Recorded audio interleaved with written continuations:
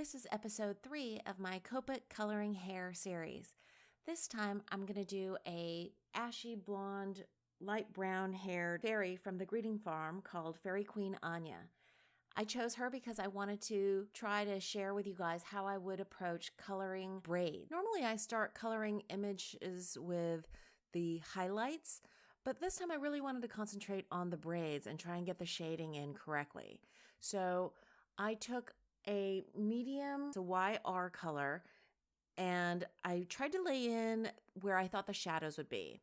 And in each little segment of braids that looks kind of like a heart, I put in that shading at the point.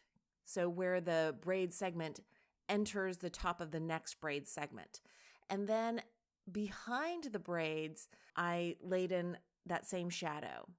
Now you see that I am following the lines of the stamped image to take that shading into the rest of the head. And I'm tucking in that shadow just behind where the little braids are because I think that shadow behind the braids really helps them pop forward. Now I am just adding extra little flicking marks, trying to just add more color and texture to where I think the hair is going to fall on the rounded head. So I'm turning my paper around and around, trying to make sure that my flick marks are not straight, but curved to follow the curve of the head. And you see these little braids at the top, these braid buns. This time, for those, I'm adding shadow to the lower part of them and the tops and bottoms of each of those little braids. And I'll tell you why I'm making those braid segments different from the ones in front of her face. And that's because if the light is coming forward from the front of the little fairy, the bun braids are going to have the highlights right at the center of each of those little segments. Whereas if the light is coming from kind of above and in front of her, which is where I'm thinking, the front braids should have a highlight at the top of each of those little braid segments. And again, I'm just making sure that I'm putting in the shading with now this darker color. This is an Y13, and I'm doing that because even though I wanted to make this little fairy a blonde, I'm going to make her a dirty kind of ashy blonde, and that way I can really accentuate the shadows.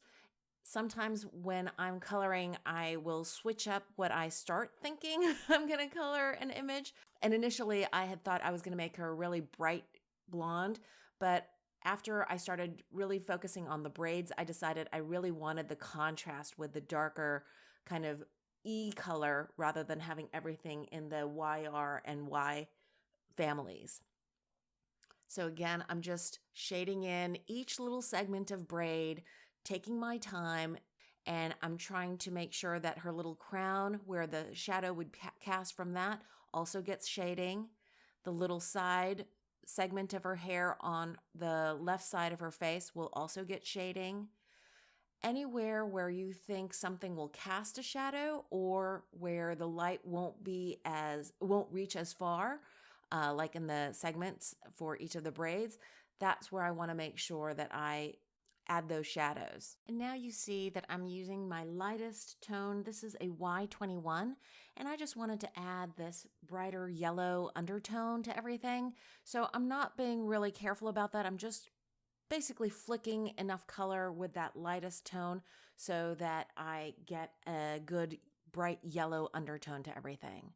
Now I'm going back in with my midtone, the YR24, and you saw that I took the cap off of both ends of my Copic marker, and that's because I wanted to make sure that I got as thin a line as possible and that the marker was equalized, the pressure, because sometimes when you have the brush point lid off, sometimes it will blob out a bunch of ink. And I've had that happen to me a couple times in the last couple days.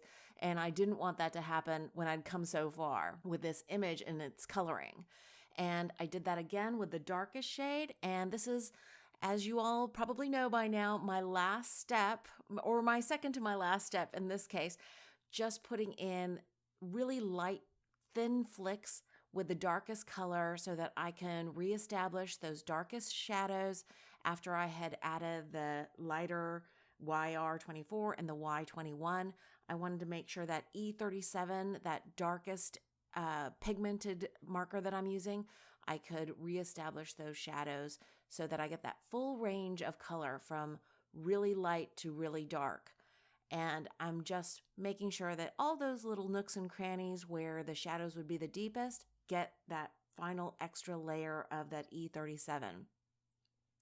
And now I alluded to this earlier, but I didn't catch on camera, but I added really thin Copic multi-liner pen lines, just more flicking, with a W0.3 pen.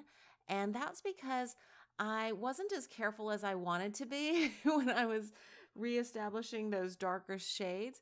So some of my flicking marks got a little thick, and I wanted to create the illusion of more thin hair strands.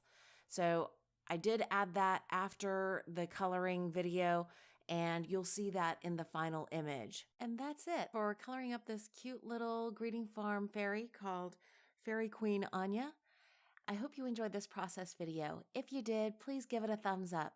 Thanks so much for watching. I hope you guys are having a wonderful crafty day.